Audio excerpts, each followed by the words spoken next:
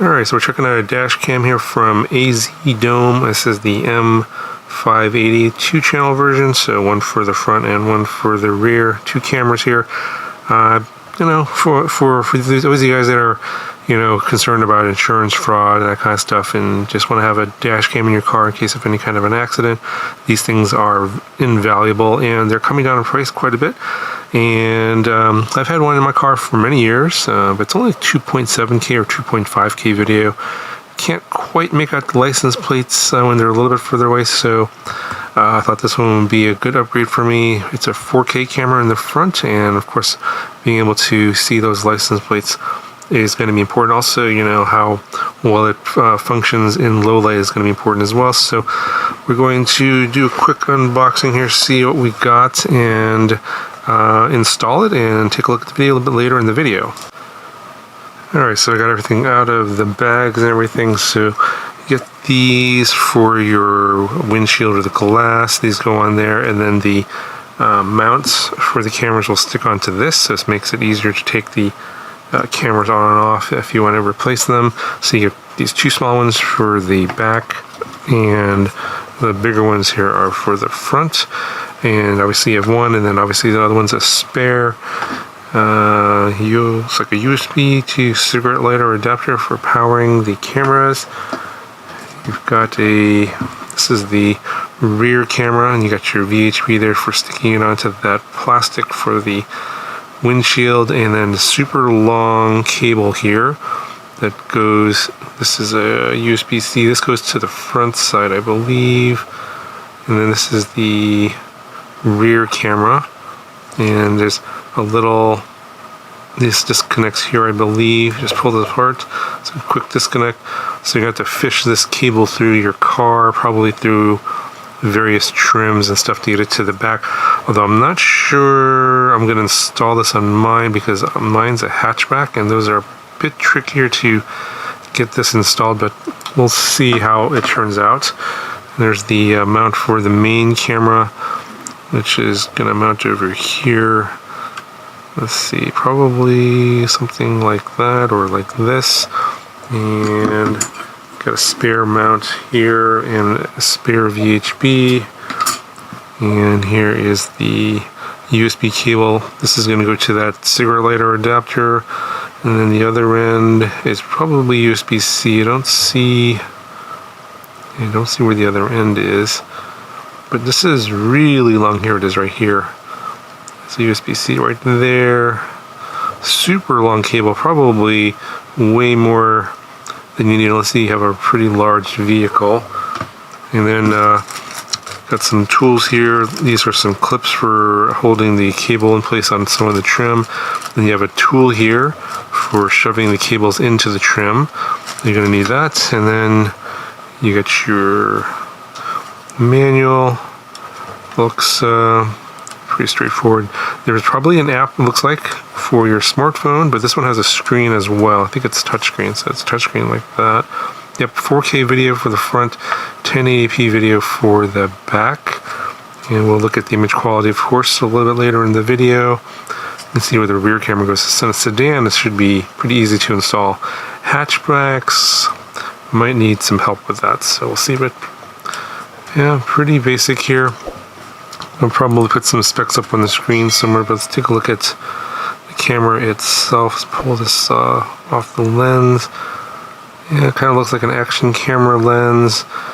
And that's, yeah, this is the up, so it's going to face out that way towards the front.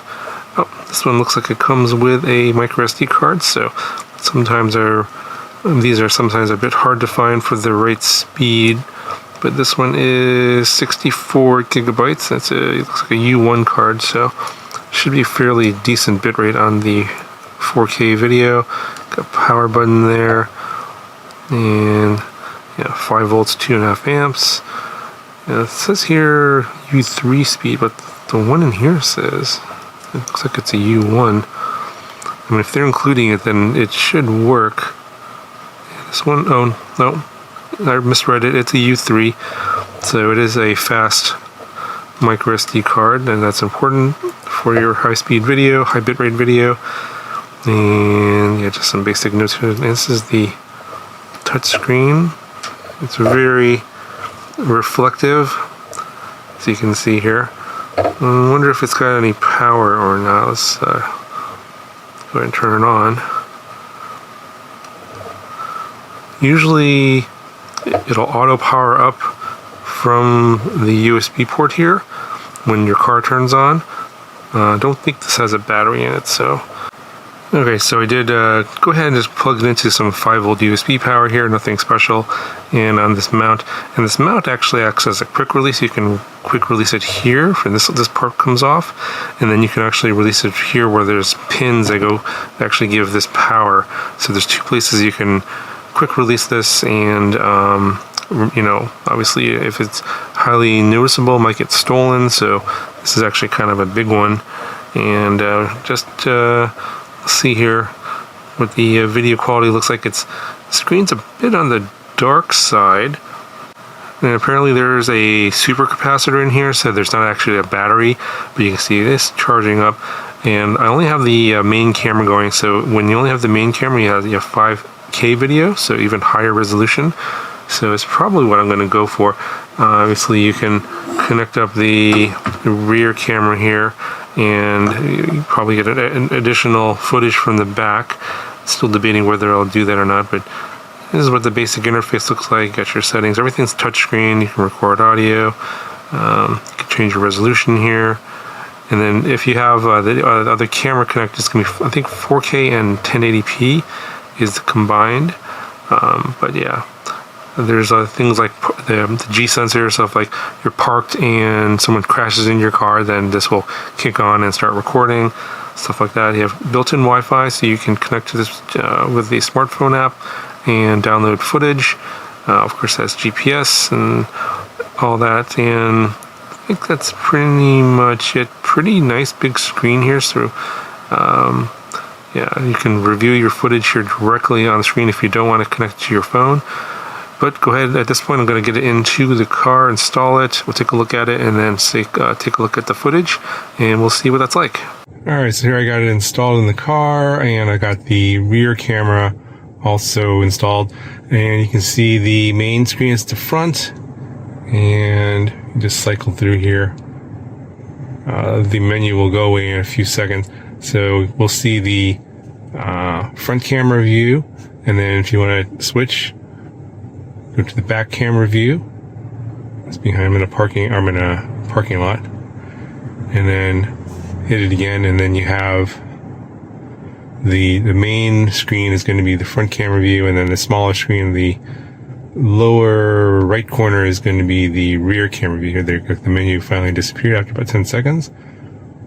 Just to give you an idea. And then the screen does go to sleep. There's a timer you can set in the settings to turn that off. I also have the app connected via Wi-Fi to the dash cam. But you see in this mode, the main camera and actually both camera views are kind of squished, and there's a little bit of lag compared to seeing it on the main on the dash cam itself. Here's what it looks like when you rotate the phone and go full screen. So this gives you a better aspect ratio between the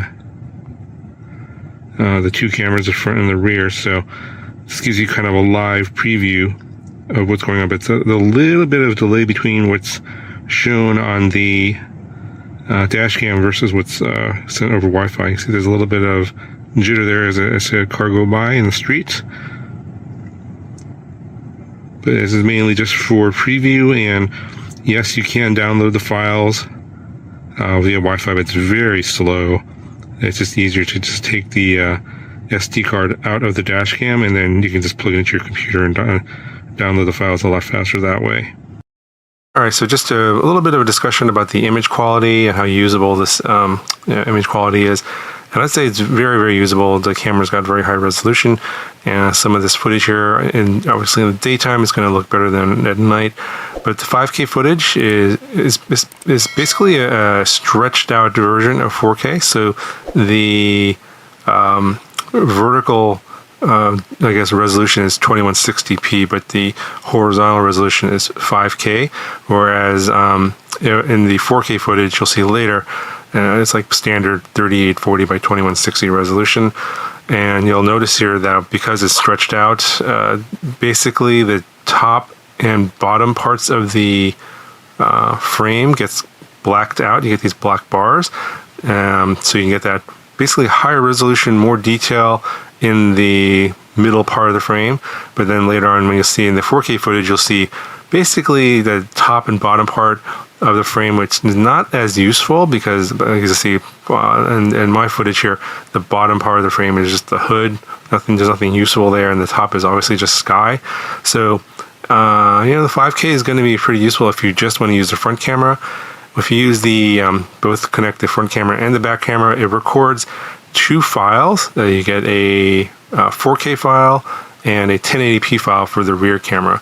So while they look like they're overlapped in the dash cam, they're actually 2 separate video files, and you can actually, when you look at them on the SD card, you can they're labeled or named in such a way that you can tell one's like an F for front camera and one's an R for a rear camera with like the date timestamp in the name.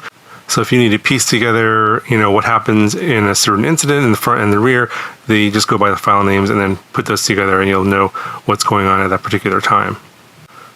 So again, in terms of detail, you really can see a lot. You can see license plates pretty clearly, especially when you're stopped. You can even see cars off to the side. Usually the field of view and the side is kind of blurry in a lot of dash cams. It's very sharp in this one. You can clearly read like road signs, other types of signs on the street. So making out what's what is pretty easy in this camera, especially in the daytime. Nighttime footage is also really good. A little bit on the noisy side because I'm sure they're doing some things to sort of boost the ISO to get that detail out, and you get a little bit more motion blur. So sometimes when things are flying by really fast, you can't really make out those license plates, but that's pretty normal for a lot of dash cams. But when you're just driving slow at night, here's like some footage from my trip to Las Vegas, stuck in Las Vegas Boulevard traffic here. And all the, it's not particularly that bright. Obviously, there's a lot of, bright lights from the casinos. You can clearly see all that stuff. You can clearly see the cars in front of you, no problem. So yeah, the footage at night is pretty good overall. Anyway, I have a lot of other footage. I'm not sure how much of that is going to be of interest to you. If it is, let me know in the comments below, and I'll post some additional footage as an unlisted video in the video description.